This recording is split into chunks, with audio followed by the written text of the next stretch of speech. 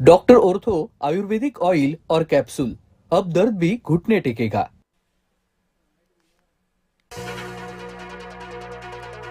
राहुल नार्वेकर यांना माज आलाय, अंजली दमानिया यांची टीका।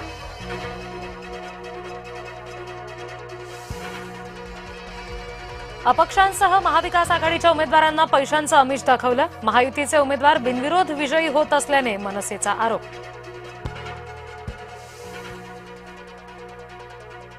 ठाकरेंकडे लवकर खांदेपालट, 20 वर्षांनी राज ठाकरे शनिवारी शिवसेना भवनामध्ये येणार।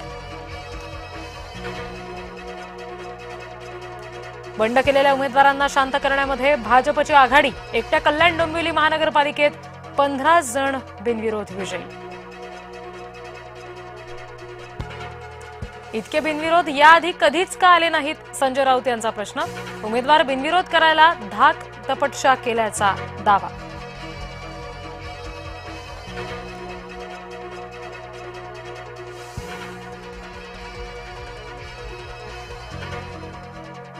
अर्ज माघारीची मुदत संपली, अनेक ठिकाणी बंडखोर टिकले, डोकेदुखी कायम।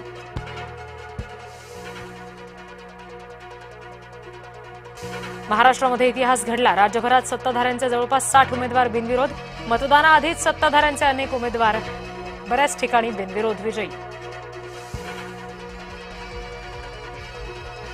ठाकरेंच्या पुढच्या पिढीची ब्लूप्रिंट, विकासाचं राजकारण करण्याचा अमित आणि आदित्य ठाकरे यांचा दावा। शिवसेना भवनामध्ये उमेदवारांना केलं मार्गदर्शन। सत्तेत आल्यास 700 चौरस फुटापर्यंतचा कर माफ, ठाकरेंच्या जाहीरनाम्याआधीच आदित्य ठाकरे यांच्याकडून घोषणा। पैसे होते तर विकास का झाला नाही, बँकेतल्या मुदत ठेवींच्या निमित्तानं प्रश्न, अजित पवारांच्या निशाण्यावर ठाकरे। गुंड पोचणारा पक्ष भाजपसोबत सत्तेत सहभागी, राज्यातील सर्व गुंड अजित पवारांच्या पक्षात, संजय राऊत यांचा अजित पवारांवर हल्लाबोल।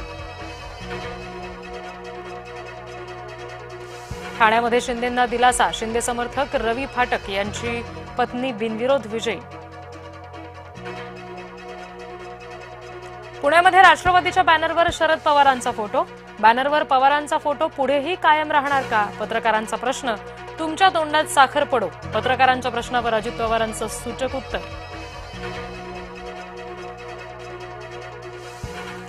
पुण्यात काका पुतण्याचं ठरलं, शरद पवार गट आणि राष्ट्रवादी मिळून 165 जागा लढणार।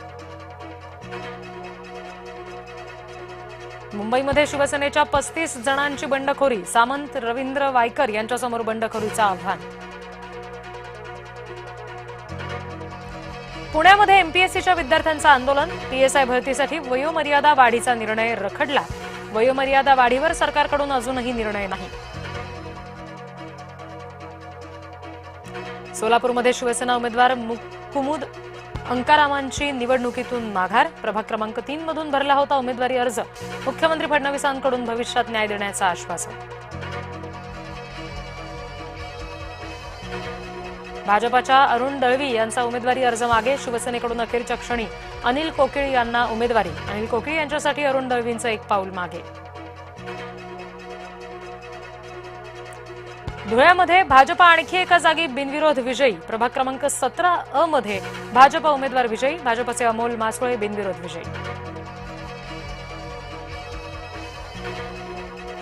मृत शिक्षकांना निवडणूक अधिकाऱ्यांकडून कारणे दाखवा नोटीस, निवडणूक प्रशिक्षणाला हजर न राहिल्यानं काढली नोटीस, संभाजीनगरमधला धक्कादायक प्रकार। जळगावात ठाकरे गटाचे 3 उमेदवार गायब, उमेदवारांचं बरं वाईट तर झालं नसेल, ठाकरे गटाचे जिल्हा संपर्क प्रमुख संजय सावंत यांच्याकडून शंका व्यक्त।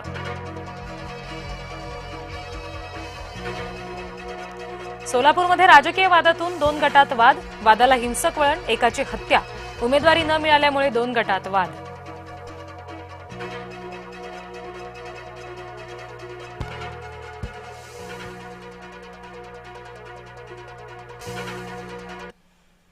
नमस्कार, मी रिद्धी म्हात्रे, बातमीपत्रामध्ये आपल्या सगळ्यांचं स्वागत। बातमीपत्राच्या सुरुवात